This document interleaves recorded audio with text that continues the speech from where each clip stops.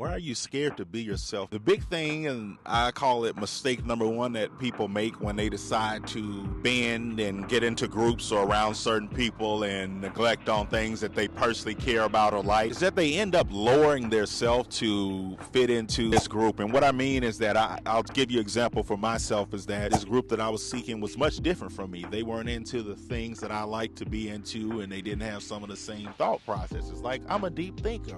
I'm into philosophy. Times when I wanted to bring up things that I could reference from my passion and things that I liked about philosophy, I couldn't really bring it up around these people because people would be like, huh, or you're weird. So over time, a lot of people, and I did it, you start to deaden your life to the point where I just know when I'm around these people, this is the face that I put on. I don't talk about these things. And deep down inside, I've ran away from something that I passionately care about, love, and would love to have a group of people to talk with. And then part two is where you start to make this mistake of doing shit that you normally wouldn't do because you want to fit in with these groups of people. Again, I don't like to talk at people. I like to give my personal lessons. When I was in my 20s, I'm in my 30s now, I would go out to the club and shots and drinks. And I found out, even now in life, is that I'm not a big fan of drinking. No, I'm more like a, like a Hugh Hefner, sit back with a cigar and nursemaid that same glass all night, because I will nursemaid one glass the whole night at a party. And here I am, hopping up and down in the club, sweating,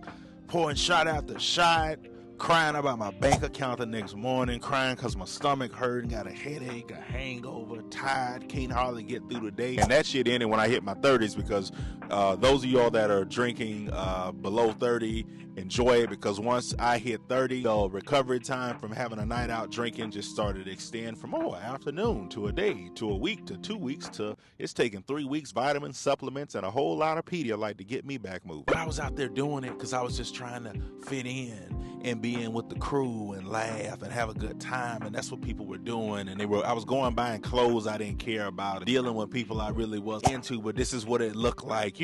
We have society groups basically base people on not just one thing. If you have the shoes, see, it used to be, if you had the Jordans or you had this outfit on, you was something. Now you gotta have the shoes, you gotta have the cars, the clothes, and the hoes. And if you ain't got all the markers of it, or the more those markers is, I guess that's the level that you would rise up in the group. And I found out too is that it was a lot to keep up with. But the biggest mistake is quitting something that you are gifted in and passionate about. I was talking to an old man years ago. It was out by a graveyard, and he said, yeah, you look out there, he said, man, that's where all so many dreams then died in that graveyard, and so many people that had passions and things that they were gifted and put here to do, but they didn't do them because it didn't have this high rank in this society, or it didn't look glamorous, or it wasn't cool amongst their friend or their boyfriend, their girlfriend, their husband and wife. So they gave it up trying to seem normal in a group of people that we consider normal. But I noticed that half the time the damn people that you consider normal and trying to fit in, they ass is abnormal. And when you give up that main thing that you had a passion for, trying to fit into a group, let me tell you what happens. You're left lost alone. That's just what it is. You're left lost and alone. And the biggest thing is not knowing who the hell you are, because you done made so many changes and compromises to try to fit into this group. And let me tell you, the story is that I did this. I'm not speaking from an area of a friend or someone that couldn't hang out with anyone or couldn't do anything.